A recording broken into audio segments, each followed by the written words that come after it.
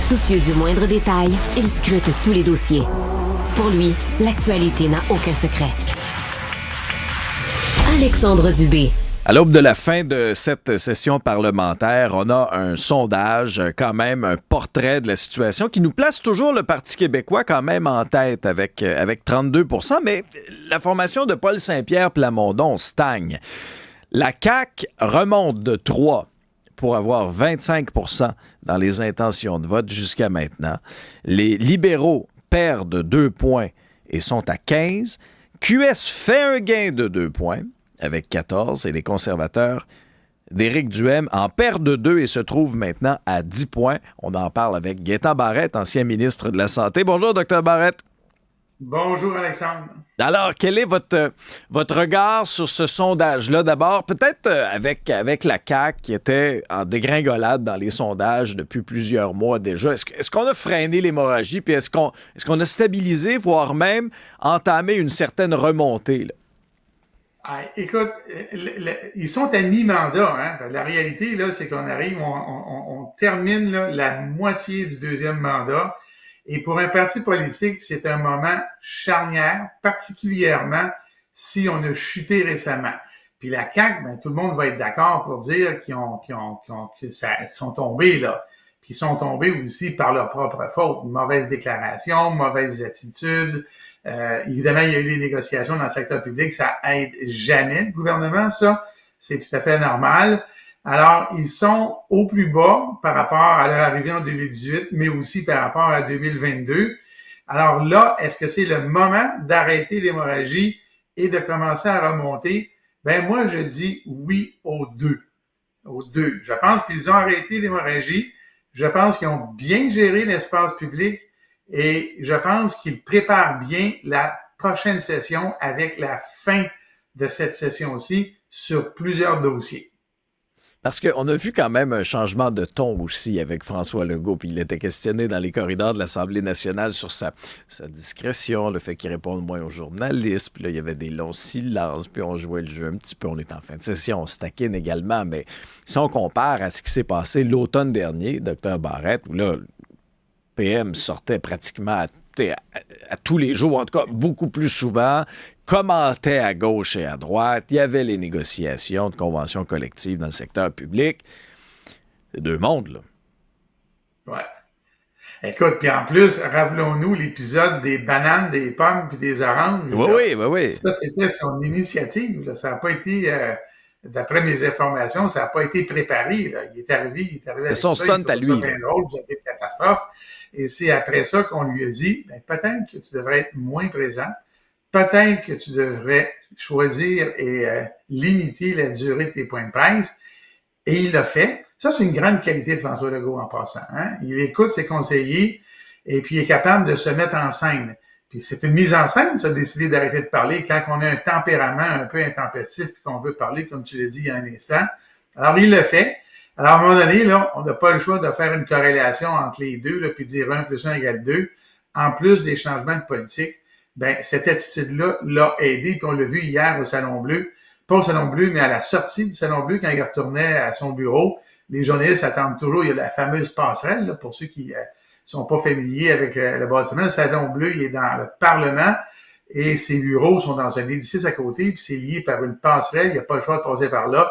Et les journalistes sont là, ils l'attendent, et là, il est passé avec un beau grand sourire. Parce que tout le monde lui posait la question, ça va-tu mieux maintenant que vous posez, faites-moi une point de presse? Là, il répondait pas, mais il avait un beau grand sourire. Mais il y a une chose qui est certaine, là, quand on regarde l'évolution des dossiers, là, regardons par exemple là, Fitzgibbon. Fitzgibbon, là, c'est un spectacle actuellement de le voir en période de questions. Il y a du fun, là. Il prend tout, là, pas au pied de la lettre, au centre. Il prend tout de front, il fait des blagues, il y a de la répartie envers les questions de l'opposition. Il est pas attrapable. Puis il devait partir, hein. Et il reste. Il a dit qu'il restait. Puis il a dit qu'il restait pour un projet de loi qui va être déposé théoriquement aujourd'hui ou demain sur l'énergie. Ben ça, là, on sait bien que ça va avoir un impact au Québec pour tout le monde. Et si le projet de loi est bon et qui est bien reçu, ben c'est un plus pour le gouvernement à l'automne. Christine Fréchette, je pense qu'on n'a pas eu depuis des années une ministre aussi compétente en immigration. Elle connaît son dossier sur les doigts d'une main. Elle a réussi à forcer la rencontre de lundi prochain avec les fédéraux, avec Justin Trudeau, et elle va sortir gagnant parce que si le fédéral arrive avec rien, elle a fait sa job, elle va pouvoir sortir et dire, regardez là, on a demandé une rencontre parce que ça allait mal, puis on a demandé ABCD, puis on l'a eu, puis on travaillé avec rien. Et si le fédéral arrive avec quelque chose de substantiel, ben c'est la même chose. Ben, on a travaillé fort pour l'avoir, on a forcé le jeu, puis on l'a. Alors, dans l'opinion publique de la CAQ, dans ce dossier-là, c'est positif. Alors, en santé, est-ce que Christian Dubé est encore au sommet? Ben oui. Est-ce que Sonia Lebel arrive à bien naviguer dans la négociation? Ben oui. Alors, quand on regarde ça, c'est un petit peu de l'agriculture, là. Ils ont semé en fin de session des graines qui vont récolter quelque chose, à mon avis, de positif à la prochaine session. Alors, combiné à ça, le fait que François Legault parle moins, puis ça les aide parce qu'il y a moins, il trébuche moins souvent, avec une fin de session qui est positive, puis à partir de laquelle on peut prévoir des heures, des jours meilleurs à l'automne, moi, je les vois remonter dans les sondages. À l'opposé, le Parti québécois, ben, c'est difficile pour le Parti québécois d'aller plus haut que l'option souverainiste. Là, est-ce ils ont qu'on est au 32. plafond? Ben, moi, je pense qu'ils sont au plafond. Je pense qu'ils peuvent se rendre à 35, ce qui les mènerait au pouvoir, parce que c'est le vote francophone qui mène. Mais pour arriver à 35 et maintenir leur position chez les francophones à 40, il faut que la CAQ soit pas bonne. Et là, la CAQ, si elle remonte, ben là, peut-être qu'on s'en va non pas vers un gouvernement majoritaire du PQ, mais peut-être vers un gouvernement minoritaire de l'un ou l'autre. C'est-à-dire l'un ou l'autre étant la CAQ ou le PQ. Et quant à QS puis le PLQ, ben le PLQ, eux autres, ben tant qu'ils n'ont pas un nouveau chef, là, ça avancera pas plus. Mais expliquez-moi une contradiction. Eux autres, ils sont rendus au bout de leur affaire et ils iront jamais plus loin. Mais, Dr Barrette, expliquez-moi un peu une contradiction, parce que quand on regarde les chiffres, là, les libéraux sont à 15 % en recul de 2 avec, Marc Tanguay, chef intérimaire. Mais quand on questionne les libéraux, qui ferait le meilleur chef? Ah là, Marc Tanguay qui score, il est premier, une remontée. Et lui, il a fermé la porte à double tour. Il a dit non, moi, je me lance pas dans la course, je suis chef intérimaire. Comment vous analysez ça? C'est pas compliqué, d'après moi, parce que c'est une question qui est posée aux militants libéraux. Hein, on s'entend, c'est pas une question qui est posée à la population en général. La question est posée à ceux qui ont une affiliation politique avec le Parti libéral. Alors, qu'est-ce que les militants libéraux voient aujourd'hui? Ils voient un chef intérimaire qui fait un travail que je qualifierais d'honorable. Un chef intérimaire, c'est jamais facile. Ça a été difficile pour lui. Il a fini par prendre sa vitesse de croisière. Il fait un travail adéquat. Est arrivée la comète Denis Coderre. Il y a eu une poussée momentanée et là, les gens commencent à déchanter. Et dans les autres candidats, il n'y en a pas un qui est connu. Les autres candidats souffrent d'une maladie grave, là, aiguë, qui est l'absence de notoriété. Fait que le militant, lui, il regarde ça puis il se dit, ben là, peut-être que finalement, avec le temps, ça ne sera pas Denis Coderre. Il reste Marc Tanguay. Marc Tanguay, pour le moment, ne peut pas se présenter, mais quand tu dis que la porte est fermée à double tour, ben ça, c'est comme les coffres-forts, hein, des vols de banque, il y en a eu, là. Et puis, des fois, les coffres-forts ont été ouverts. Alors, peut-être que circonstanciellement, ça pourrait changer. Je ne le sais pas. J'annonce rien. Il y a une chose que je sais, c'est qu'on ne sait pas actuellement. Puis la chose qu'on ne sait pas, c'est l'arrivée d'un autre candidat de l'extérieur qui, lui, aurait un profil spectaculaire. Et moi, je peux te dire une chose, Alexandre, à tous les jours, le militant libéral moyen rêve à François-Philippe Champagne ou son équivalent. Oui. Alors, demain matin, là, mettons en mars 2025, François-Philippe Champagne arrive, tout change. Et tout change pas juste au PLQ, tout change au Québec. Alors moi, je trouve ça passionnant parce qu'au moment où on se parle en termes d'analyse, là, de chronique, de regard de l'extérieur, c'est une période charnière. Et la charnière va se concrétiser en termes de changement de direction à l'automne.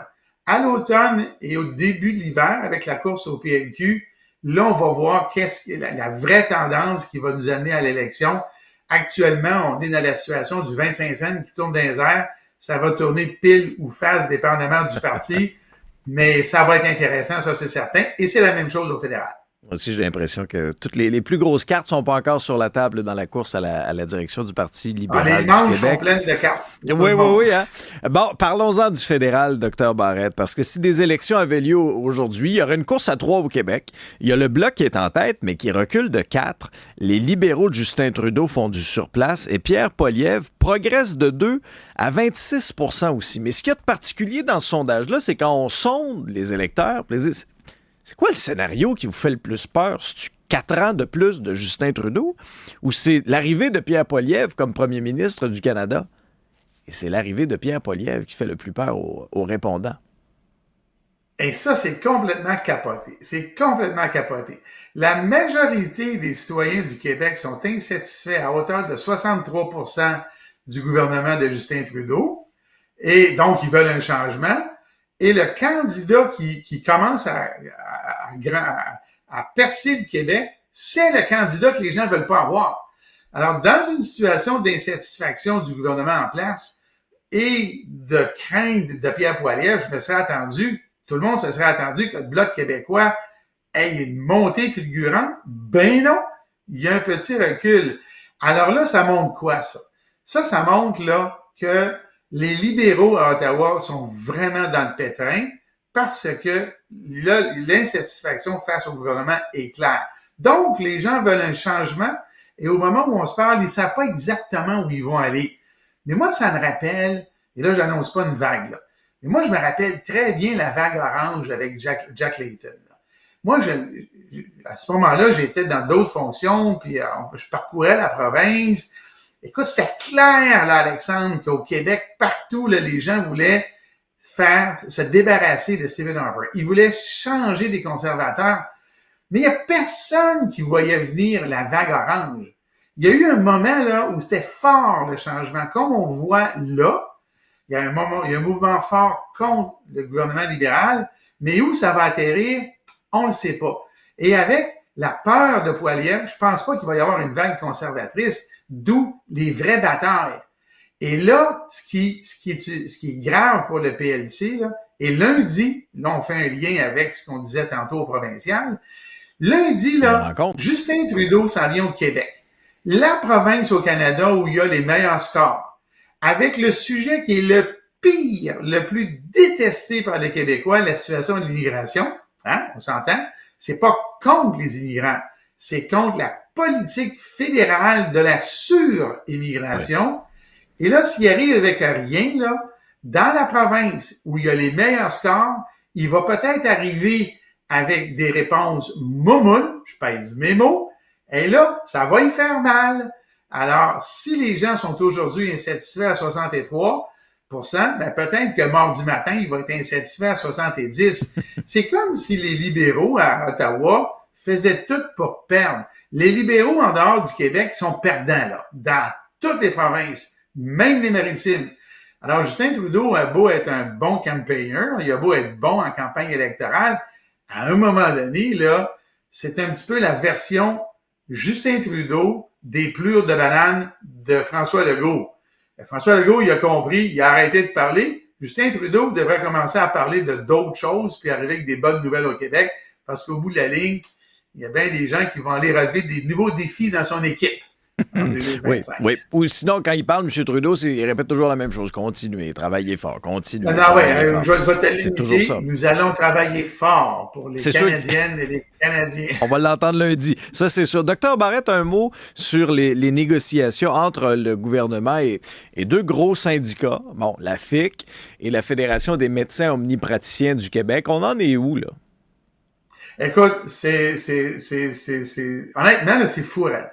Parce que, non seulement c'est fou raide, mais c'est le talon d'Achille, c'est certain pour moi, de l'automne. Autant la CAQ a bien prépare actuellement par sa fin de session correctement l'automne, ils le font bien, autant ces deux sujets-là, c'est leur talon d'Achille et c'est pas de leur faute. La FIC, là, dans son discours, et je l'ai dit à répétition, c'est exagéré ce qu'ils demandent. Dans les faits, là, croyez-le ou non, Alexandre, là, ils veulent recommencer la négociation à zéro. Écoute, là, tu peux pas avoir une entente avec les infirmières du Front commun qui est sur le bord d'être signée. Il y a une entente de principe. Elle a été adoptée par les membres. Les derniers textes sont en train d'être écrits. Et là, la fille, elle a dit, ben, nous autres, là, on va recommencer à zéro, on n'est pas contents. Voyons donc. C'est démesuré, mais ça peut déraper. Ça peut déraper. Et du côté des omnipraticiens, les omnipraticiens sont idéologiques, ils sont dogmatiques. Si les médecins ne font pas un pas dans le sens du gouvernement, ben le gouvernement va être obligé de demander à Santé Québec ou de faire lui-même d'appliquer la loi. Les gens ne réalisent pas là, que dans la loi de Christian Dubé, il y a tous les éléments qui avaient été décriés dans le temps du gouvernement précédent, ce que les médecins de famille ont démonisé. Alors, si les médecins de famille font pas un bout de chemin, c'est un peu comme la FIC, s'ils sont dogmatiques, c'est du désordre qu'on va avoir. Mais moi, je dis aux deux organisations, le gouvernement, là, c'est bien plate, là, mais ils peuvent pas être passifs. Ils peuvent pas céder là-dedans. Les deux organisations vont peut-être faire du désordre, mais si le gouvernement tient son bout, ben, ils vont gagner. Si le gouvernement recule, la population va dire, bon, encore les gros lobbies devant le gouvernement et au bout de la ligne, on n'en a pas pour notre argent. Alors, c'est là que c'est le talon d'Achille pour le gouvernement. Le gouvernement ne peut pas se permettre de reculer parce que la population acceptera pas, même si dans les autres secteurs, ça va aller mieux. Merci beaucoup, Dr. Barrette, pour la discussion. À bientôt. Ça fait plaisir. À la prochaine.